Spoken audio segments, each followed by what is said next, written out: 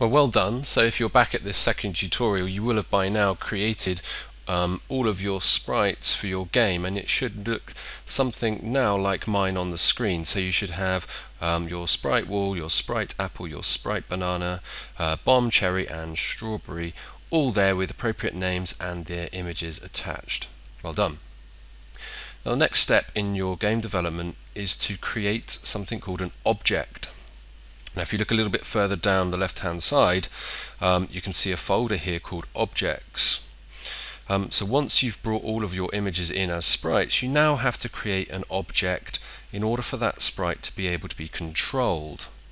Now objects are perhaps the most complex things to understand whilst creating a game, but simply put, an object is the part of the game that the actual player controls and the part that you program. You tell it what to do. So you're going to get some experience of that now. So to create an object, you click on the blue ball icon at the top of the screen. Up will appear a similar window to the one that appeared when we created the sprites, but you have a lot more options here to do different things. Now we're going to follow the same naming convention as we did for the sprite. So we're going to have the first three characters of object obj, and then underscore, so no spaces, and the first object that you need to create for your game is the object for the wall. So you can see that this object will go into the game, and if I left it as it was, the object would appear invisible. You wouldn't actually see anything in the game. So what this window now allows you to do is attach your sprite to this object.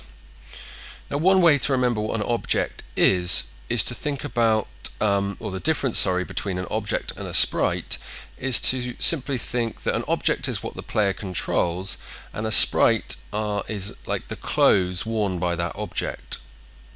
So it's what the player sees.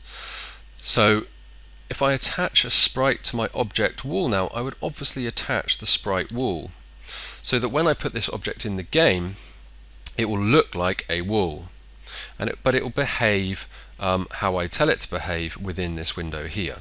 Now the wall isn't actually going to do anything, so I'm simply going to put it into the game, and things are going to bounce off it, and other objects aren't allowed to go through it. Otherwise what you'll find is that characters will start going off your screen, and all sorts of things disappearing from the player's view.